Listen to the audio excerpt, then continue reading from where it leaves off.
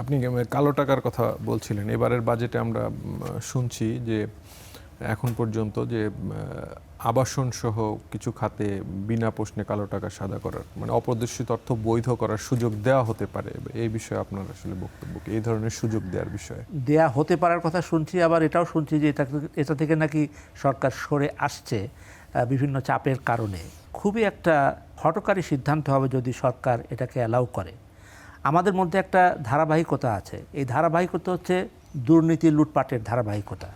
আমাদের মধ্যে ধারাবাহিকতা আছে এই কালো টাকা, প্রথমে কালো টাকা মানে পুঞ্জীভূত করা, তারপরে সেটা সাদা করার ব্যবস্থা করে দেয়া। জাতির আসলে আর ওইগুলো দেখতে চায় না, তারা চায় যে সাদা সাদাই থাক, কালো কালোই থাক।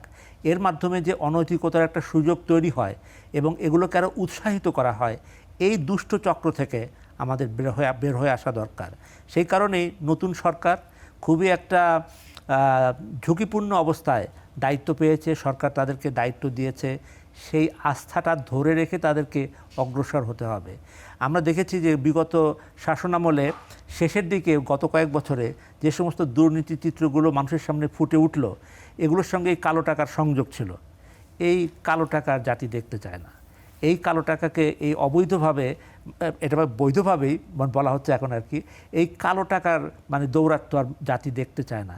যারা কালো টাকা অর্জন করেছে, পুঞ্জীভূত করেছে, তাদেরকে দায়বদ্ধতার অধীনে নিয়ে আসা দরকার এবং মানুষ যেন সাদা টাকাই অর্জন করে এবং সেই সাদা টাকার মাধ্যমেই আমরা যেন জাতি হিসেবে উপরে উঠতে পারি, এ ব্যাপারে সবাই মিলে আমাদের কাজ করা দরকার। জি, এ বিষয়ে আপনার? হ্যাঁ, আমি আসলে এই জায়গাটার সাথে ওনার সাথে একটু অ্যাড করতে চাই।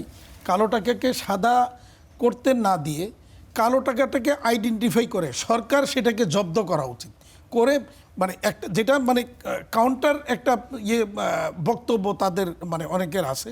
তাদের বক্তব্য হলো যে কালো টাকা যেহেতু হয়ে আছে ইকোনমির মধ্যে এটাকে যদি আনলে মানে এর মধ্যে ফিরিয়ে আনলে পরে একটা ইকোনমিতে এটা রান করবে, সেই সুযোগটা চায়। তো এই ক্ষেত্রে আমার বক্তব্য হলো কালো টাকাটাকে যদি আইডেন্টিফাই করে যদি বের করা যায়, তাহলে সরকার সেটাকে জব্দ করে নিয়ে এসে ইকোনমিতে দিতে পারে। তো নানা রকমের বক্তব্য আমরা শুনি।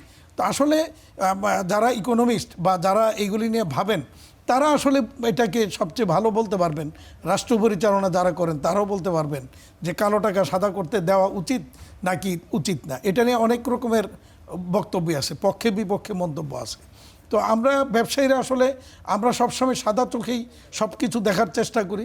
সাদা মানে সৎভাবে ব্যবসা করার যারা চেষ্টা করে, তারা আসলে এই লাইনে আমরা কখনো চিন্তা করার সুযোগ পাই না। আমরা চাই সৎভাবে আমরা ব্যবসা করব, সরকার আমাদেরকে সেই সহযোগিতা করবে, আমরা সেটি প্রত্যাশা করি।